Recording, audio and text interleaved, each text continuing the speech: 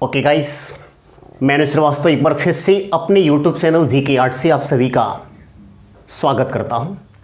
तो पिछली वीडियो में हम लोग मुगल वंश को कंप्लीट कर लिए और मुगल वंश से संबंधित जो भी राजनीतिक और प्रशासनिक कार्य थे उन सभी बिंदुओं पर एक एक करके हम लोग चर्चा किए।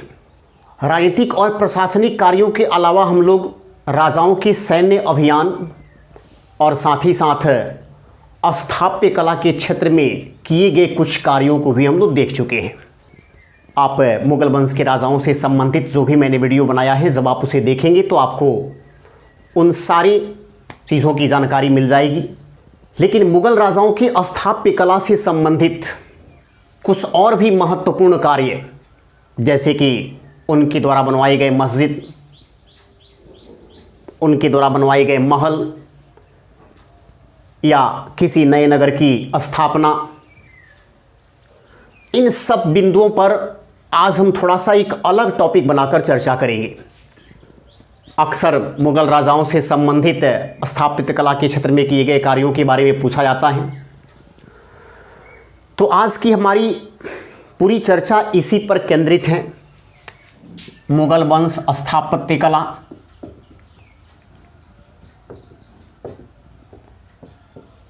स्थापत्य कला में मुगल राजाओं ने कुछ ज़्यादा ही काम किया और कुछ राजाओं ने स्थापत्य कला के क्षेत्र में बहुत ज़्यादा रुचि नहीं ली। तो आज हम मुगल राजाओं के बाबर से लेकर औरंगजेब तक जो राजा बने हैं, मुगल वंश में सबसे पहले राजा बना बाबर, बाबर के बाद राजा बना हुमायूं, हुमायूं के बाद राजा बना अकबर, फिर अकबर के बाद जहांगीर, जहांगीर के बाद शाहजहां और शाहजहां के बाद औरंगजेब। ये मुगल वंश के राजा हैं। तो इन सभी राजाओं ने स्थापत्य कला के क्षेत्र में अच्छा कार्य किया है। आज हम इन सभी राजाओं की स्थापत्य कला के क्षेत्रों में किए गए कार्यों को एक एक करके चर्चा करेंगे और आपको इन तमाम राजाओं से संबंधित किए गए कार्यों की पूर्ण जानकारी तभी हो पाएगी जब आप वीडियो शुरू से लेकर लास्ट तक देखें। तो आइए हम सबसे पहले देखते हैं बाबर के द्वारा स्थापत्य कला के क्षेत्र में किया गया कार्य। बाबर की स्थापत्य कला के क्षेत्र में किए गए कार्यों को अगर हम देखें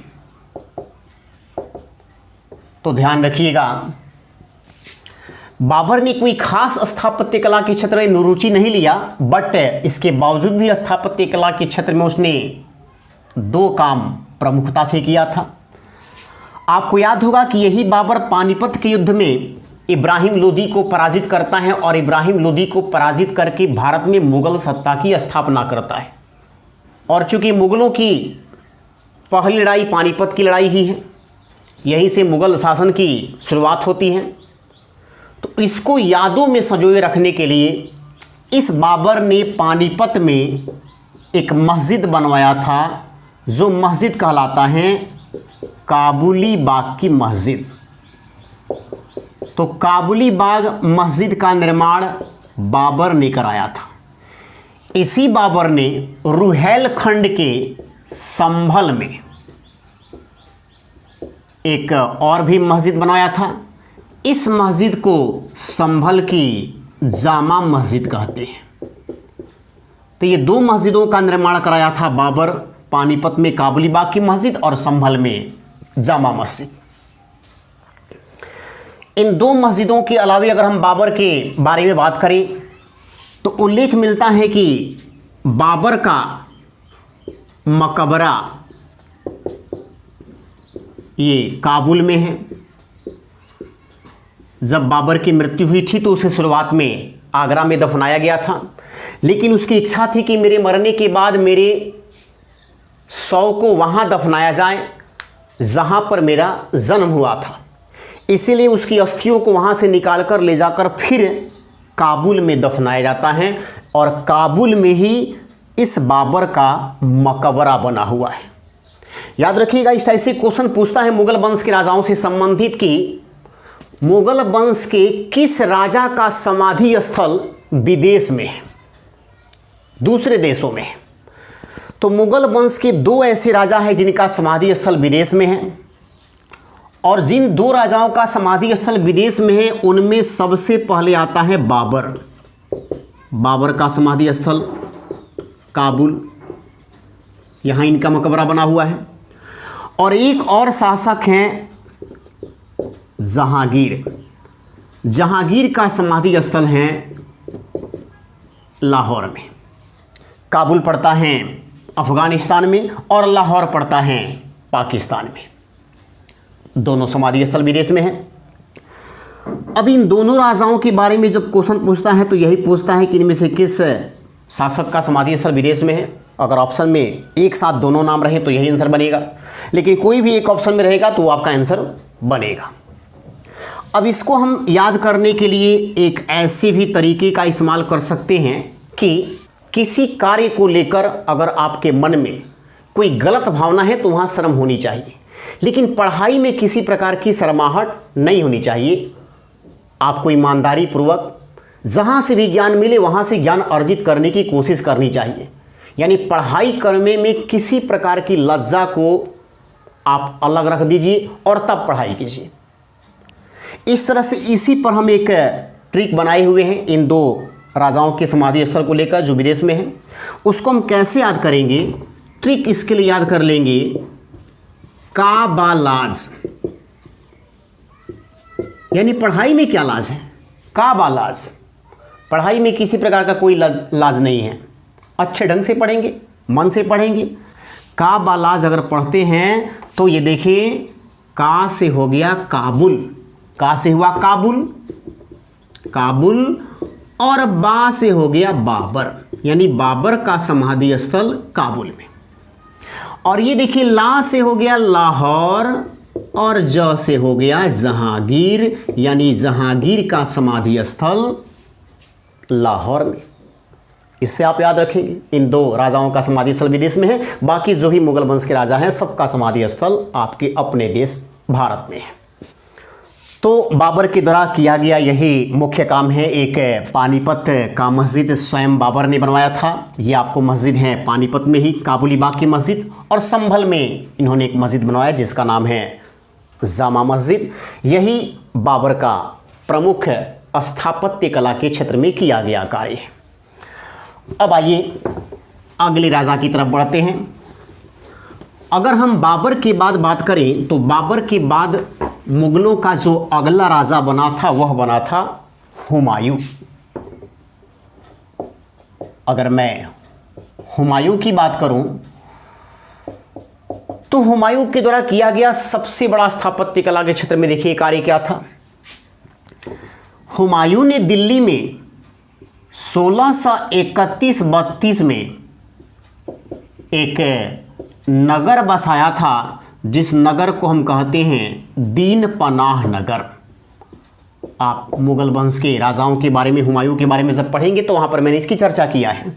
दीन पनाह नगर बसाता है, लेकिन आपको मैंने बताया था कि इस दीन पनाह नगर में वो अपने प्रशासनिक कार्यों को किया करता था हुमायूं।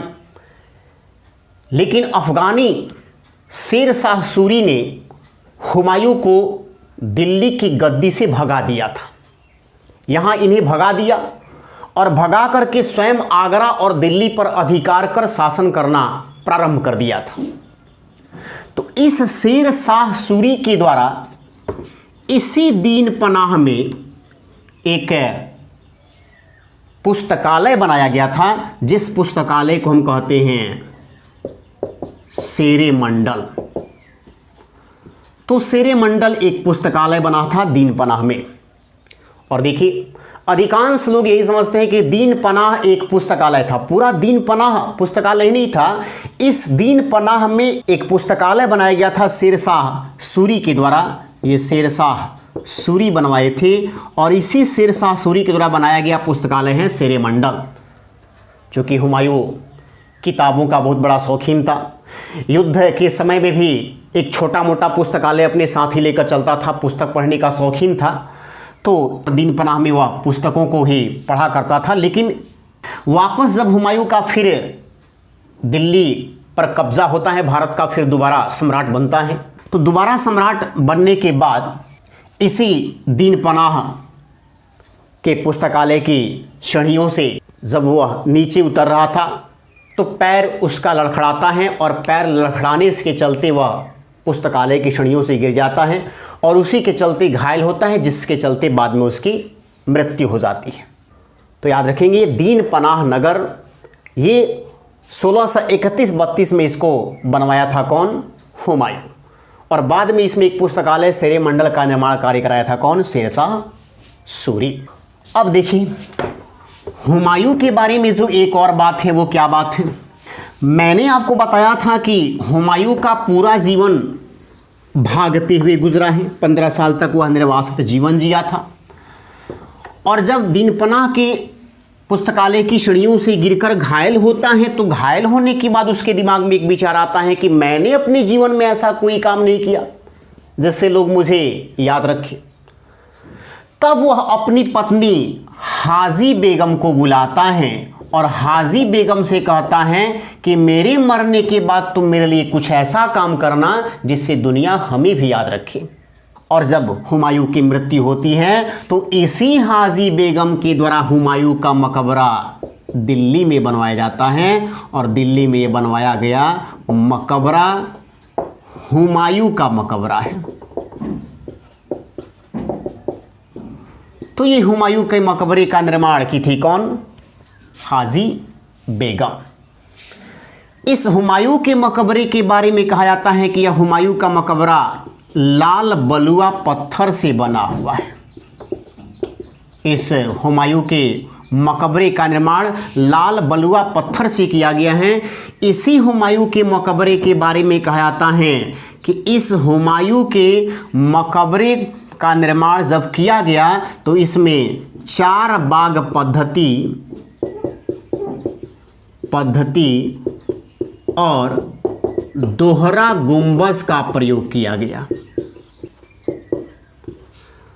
तो 4 बाग पद्धति और दोहरा गुंबज पर बना हुआ भारत का पहला मकबरा हुमायूं का मकबरा है।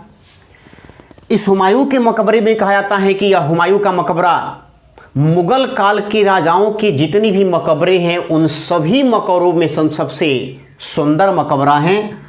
मुगल वंश के अधिकांश राजाओं को इसी हुमायूं के मकबरे में दफनाया गया है। इस हुमायूं के मकबरे का वास्तुकार था मीरख मिर्जा ग्यास बेग। मीरख मिर्जा ग्यास बेग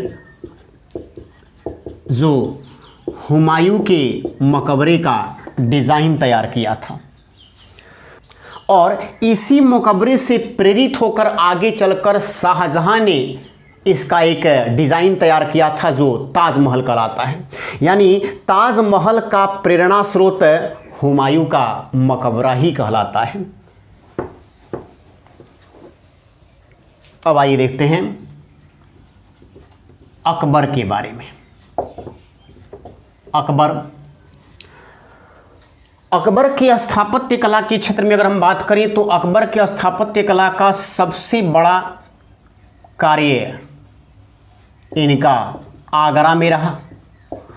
आगरा में अकबर ने लाल किला का निर्माण कराया था और इसी लाल किला में इन्होंने 2 महल बनवाए थे। एक बनवाया गया जहांगीर महल और दूसरा बनवाया गया अकबर महल। अकबर महल। इस जहांगीर महल के बारे में उल्लेख मिलता है कि यह जहांगीर महल ग्वालियर के मान महल के तर्ज पर बनाया गया है।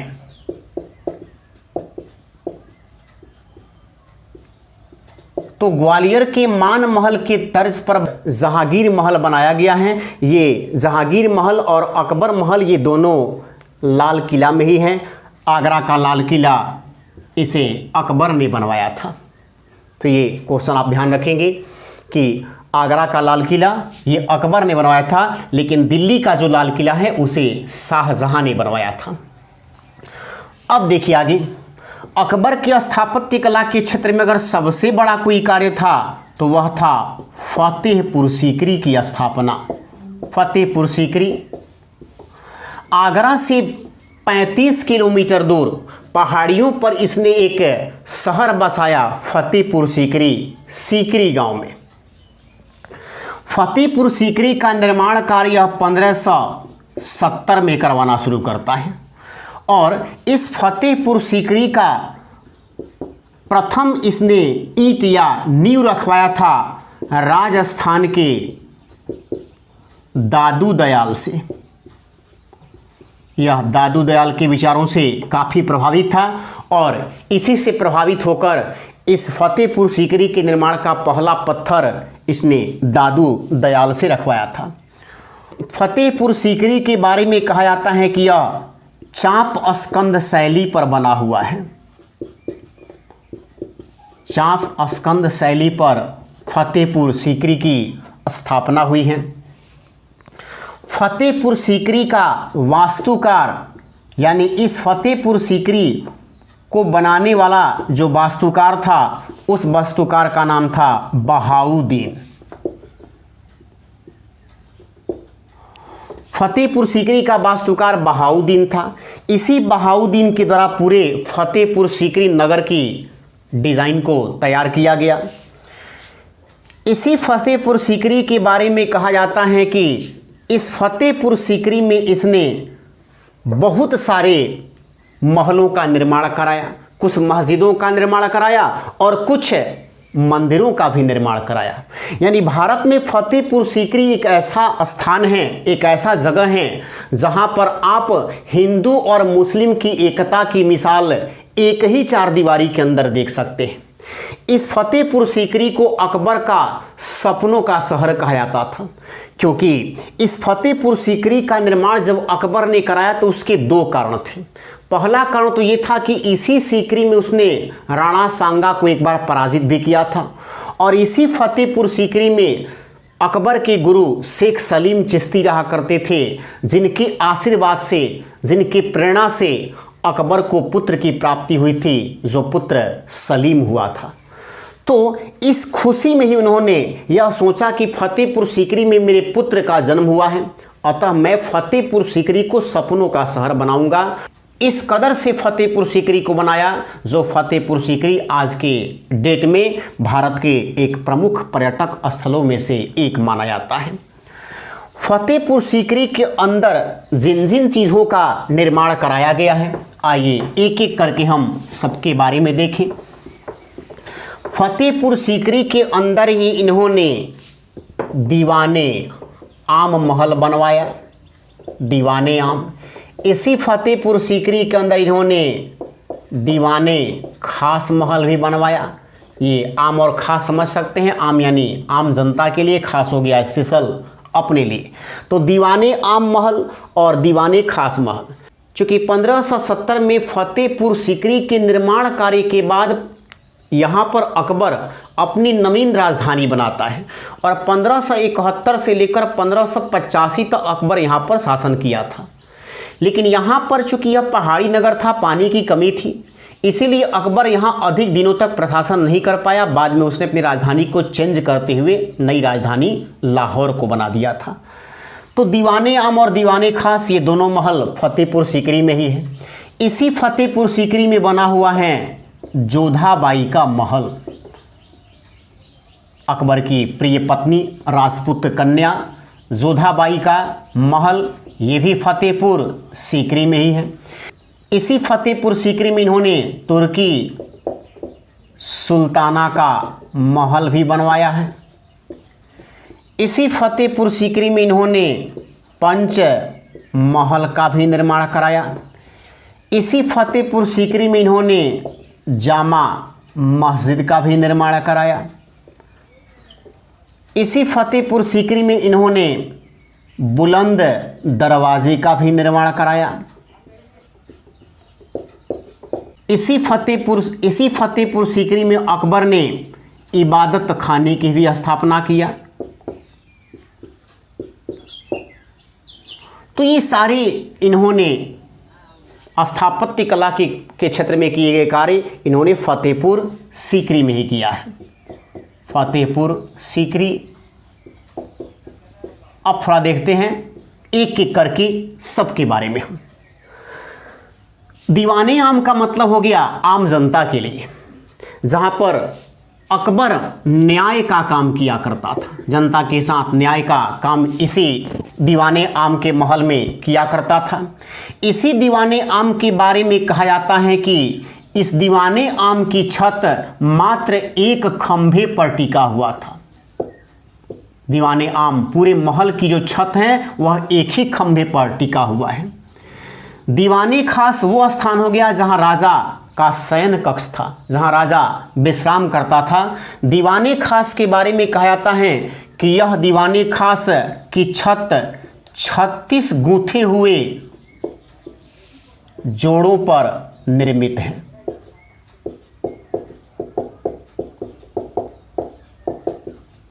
36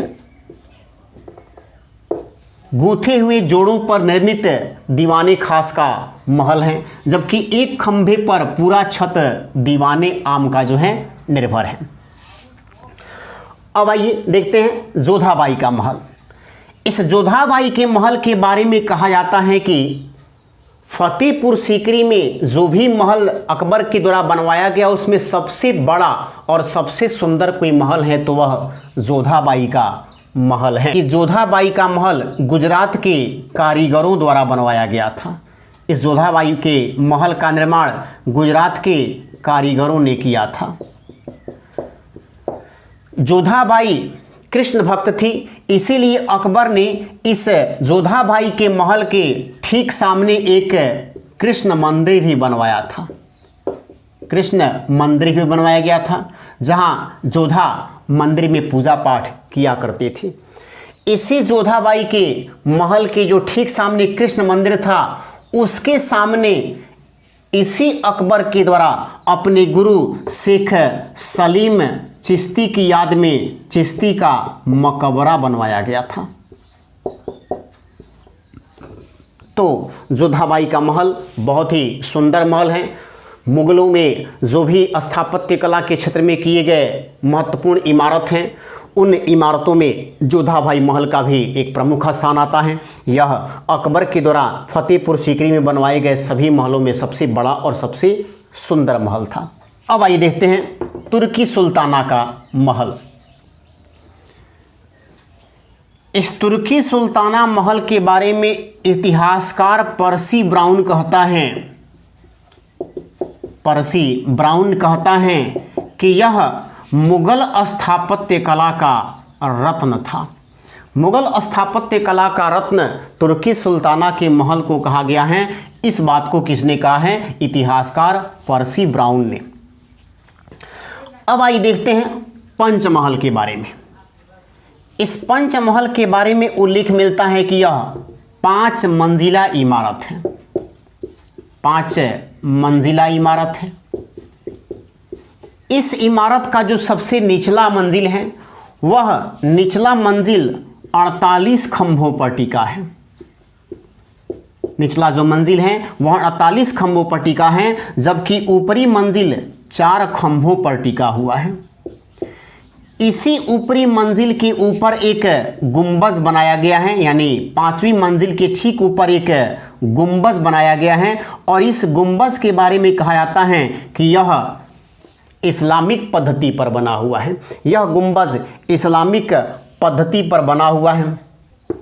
इस पंचमहल के बारे में यह भी कहा जाता है कि इस पंचमहल को अकबर ने बौद्ध शैली पर निर्मित कराया था। बौद्ध शैली पर निर्मित कराया था और यह पंचमहल पिरामिड की आकृति का है। पिरामिड की आकृति का है। पिरामिड की आकृति का पंचमहल है। अगर हम अकबर के जामा मस्जिद की बात करें तो अकबर का जामा मस्जिद आधा संगमरमर का बना है और यह आधा लाल बलुआ पत्थर का बना है। लाल बलुआ पत्थर का बना है, अर्थात इस जामा मस्जिद को बनवाने में आधा संगमरमर का इस्तेमाल किया गया है और आधा लाल बलुआ पत्थर के से बना हुआ है।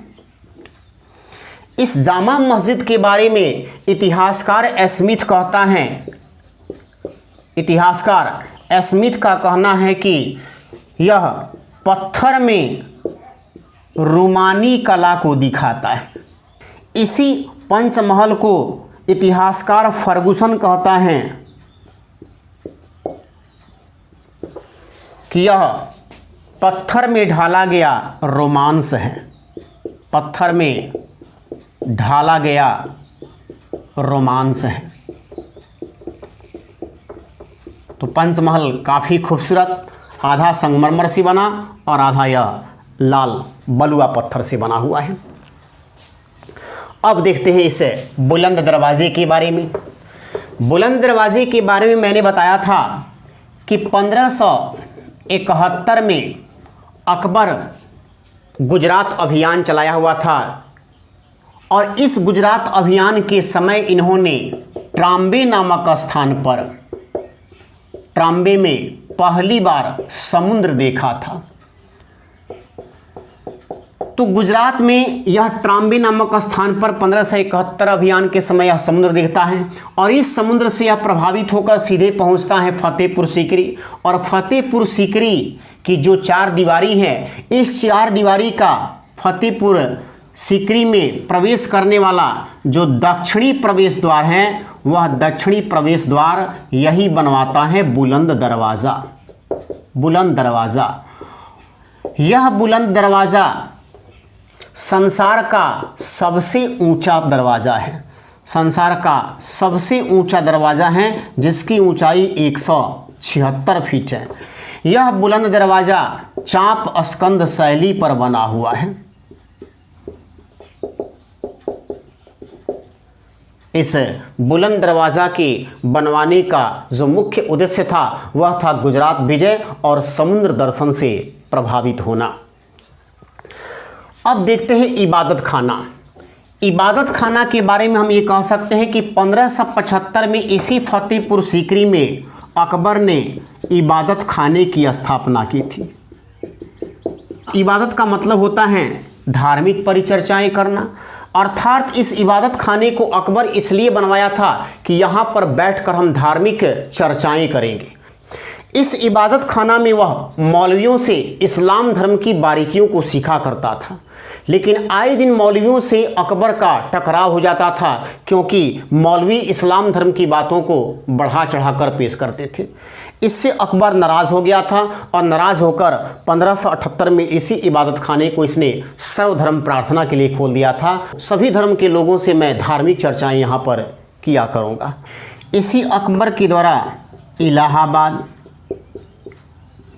लाहौर और अजमेर में दुर्ग बनवाया गया। इलाहाबाद, लाहौर, अजमेर में अकबर दुर्ग बनवाया था और इस दुर्ग को वह अपने शस्त्रागार के तौर पर उपयोग करता था। तो ये अकबर के द्वारा किए गए कुछ स्थापत्य कला के क्षेत्र में कार्य हैं। अकबर के बारे में उल्लेख मिलता है कि अकबर जब जिंदा था तभी उसने अपने मकबरे का डिज़ाइन तैयार करवा लिया था,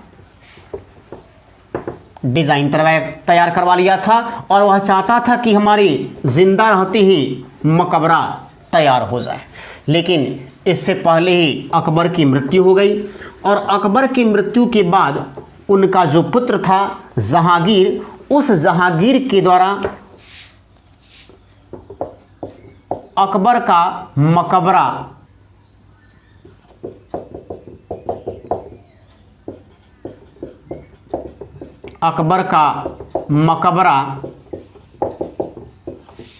आगरा के निकट सिकंदरा नामक स्थान पर बनाया जाता है।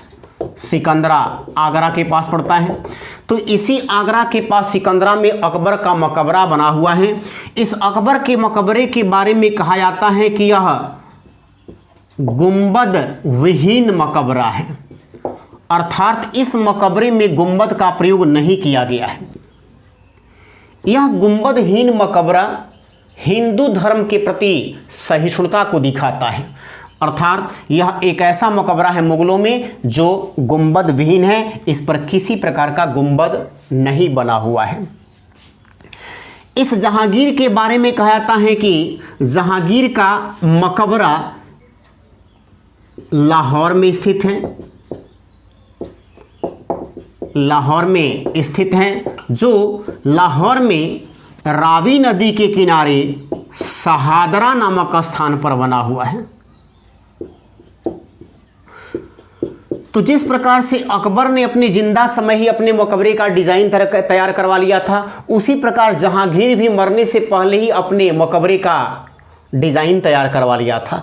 लेकिन अकबर की तरह ही जहांगीर भी अपने मकबरे को नहीं बनवा पाया था। जहांगीर की जब मृत्यु हो गई तो जहांगीर के मकबरे को आगे चलकर उनकी पत्नी नूरजहां ने बनवाया था। तो ये नूरजहां ने बनवाया था जहांगीर का मकबरा, और जहांगीर का जो मकबरा है वह कहाँ पर है, तो लाहौर में है। और लाहौर में किस जगह पर है, तो शहादरा नामक स्थान पर है। इसी जहांगीर के बारे में कहा जाता है कि जहांगीर ने लाहौर में ही शालीमार बाग का निर्माण कराया था। शालीमार बाग का निर्माण भी जहांगीर ने कराया, लेकिन शालीमार के कंप्लीट होने से पहले ही जहांगीर की मृत्यु हो गई, जिसका परिणाम ये रहा कि इस शालीमार बाग को आगे चलकर उनके पुत्र शाहजहां ने पूरा करवाया। तो ये मुगल वंश के शुरुआत के 4 राजाओं की स्थापत्य कला के क्षेत्र में किए गए कार्य रहे। बाकी के जो 2 राजा हैं, जिसमें शाहजहां, जिनके समय को स्थापत्य कला का स्वर्ण युग भी कहा जाता है, तो शाहजहां और औरंगजेब ने स्थापत्य कला के क्षेत्र में कितना कार्य किया, ये हम पढ़ेंगे अब अगले क्लास में। तब तक हम आपसे विदा लेते हैं। धन्यवाद।